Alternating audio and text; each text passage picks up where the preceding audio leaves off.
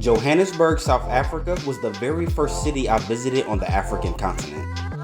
Today, I'm going to give you a tour of Johannesburg through my experience as an American. I'm going to be showing you some things to do, a few of my favorite restaurants, the nightlife, as well as my accommodations whenever I'm in the city, so that you'll have an idea of some places you can visit if you're ever in the city.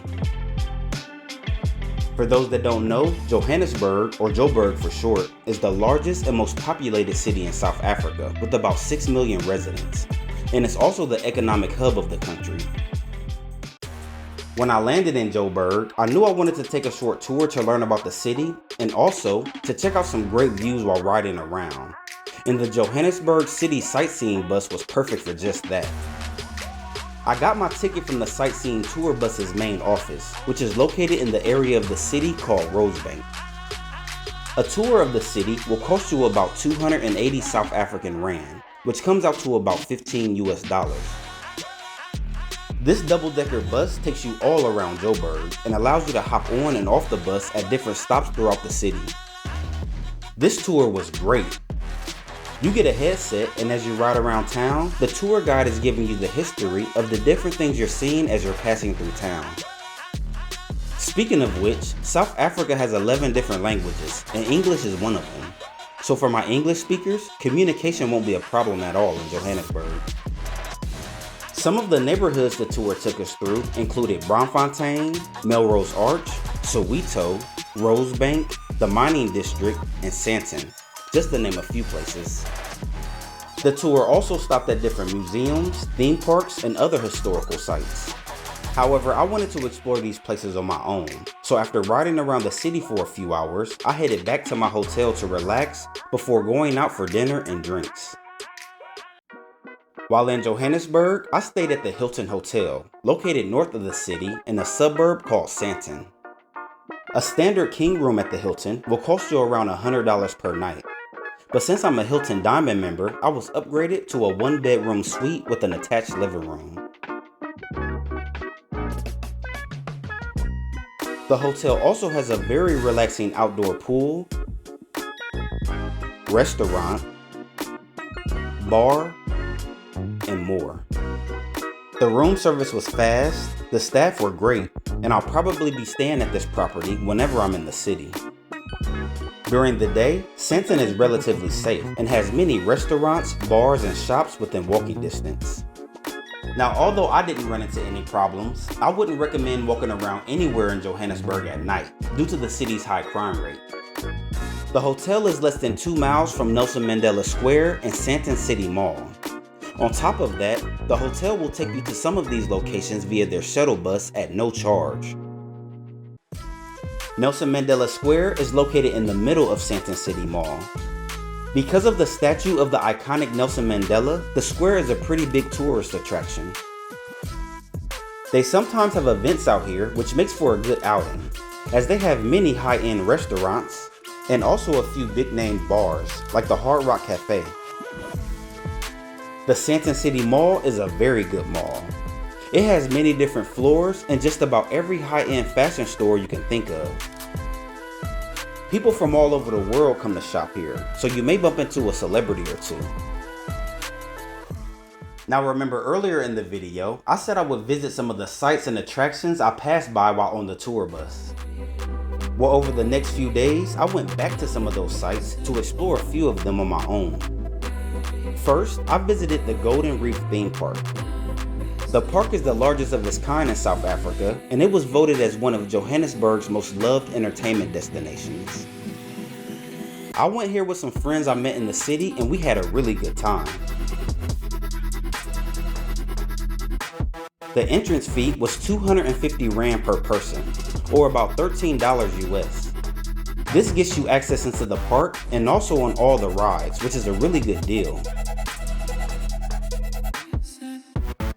The park has lots of different games and rides for people of all ages. They also have a variety of different restaurants at the park, as well as an area that typically has a DJ and dance floor.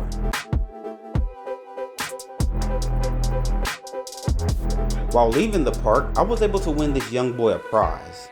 He started crying and asked for a photo. a really cool moment during this trip. By the way, literally every single person I met while in Joburg was very friendly and welcoming. Before coming, I heard rumors of Black Americans not being treated well by South Africans, but I experienced the opposite. Next to the theme park, they have the Golden Reef Hotel and Casino if you want to grab some drinks or do a little gambling. Another stop I made while in the city was to the Apartheid Museum. The Apartheid Museum gives you the history of the rise and fall of apartheid in South Africa. Apartheid was a system of institutional racism that took place from the 1940s to the 1990s. During apartheid, Black Africans experienced discrimination, unfair legislation, racial segregation, and many other terrible acts from the white minority. A series of land acts by the government gave more than 80% of the land in South Africa to whites, displacing millions of Black people from their home and required them to carry documents that authorized or restricted them from going into certain areas. The exhibits in the museum do a good job illustrating apartheid in South Africa and highlights leaders such as Nelson Mandela and others, as well as their roles, which ultimately helped end apartheid. I highly recommend you visit during your stay in Johannesburg. Now, you can't make a Joburg video without highlighting the nightlife. Johannesburg is one of the funnest places to party in the world, in my opinion. The city is full of great clubs and bars, as well as beautiful people. One of my favorite places to party in Joburg was the bar Saint, specifically on Sunday nights. This bar was only a 2-minute walk from the Hilton Hotel, which was very convenient. They have some of the best cocktails in the city and has more of an older upscale vibe. During the weekdays, I like Club Sumo on Tuesday nights. This club is located in Rosebank and usually has an entrance fee of about 150 Rand or $8 US. The drinks here are very cheap, and since Tuesday night is ladies' night, there's beautiful women everywhere. On Friday nights, I like Club Montana, which is actually located right under Club Sumo. They have one of the best DJs in the city and it's for sure a good time. Club Montana also has an entrance fee of about 150 Rand. I made a full guide to Johannesburg's nightlife that goes over in detail all the places in the city to party. If you want to check out that video, I'll link it down in the description box. Now, one thing Johannesburg isn't short of is delicious restaurants. My favorite restaurant in Johannesburg was the Living Room, located in the neighborhood of Mabuneg. This rooftop restaurant is definitely a vibe. On the weekends, they always have a DJ playing great house music. They have a very delicious and somewhat healthy selection of food. And each time I visited, the atmosphere was right up my alley. Now, the nightclub Saint that I mentioned a minute ago also has one of the best restaurants in the city. Meals at this restaurant will run you about 290 Rand or $15 US per meal. Another good restaurant was Chunky Cha, located in the neighborhood of Rosebank, right next to the Rosebank Mall. I love this little restaurant. The ambiance was great, perfect for a date night or outing with friends. They specialize in Asian cuisine, and the food and cocktails were nice. As a matter of fact, Rosebank in general has many great restaurants. As you walk around this area, there's going to be so many restaurants that you're going to struggle on which one to choose from. And that pretty much goes for all of Johannesburg, actually. All in all, Johannesburg was a great time. It's one of the most modern cities I've been to in Africa, and it kind of feels like a US city, kinda. I definitely think South Africa is a good country to visit for people visiting Africa for the first time, for that very reason. This is definitely a city I can see myself visiting every year. And if they lower the crime rate throughout the city, possibly even moving to someday. Now, to enter South Africa, US citizens do not need a visa.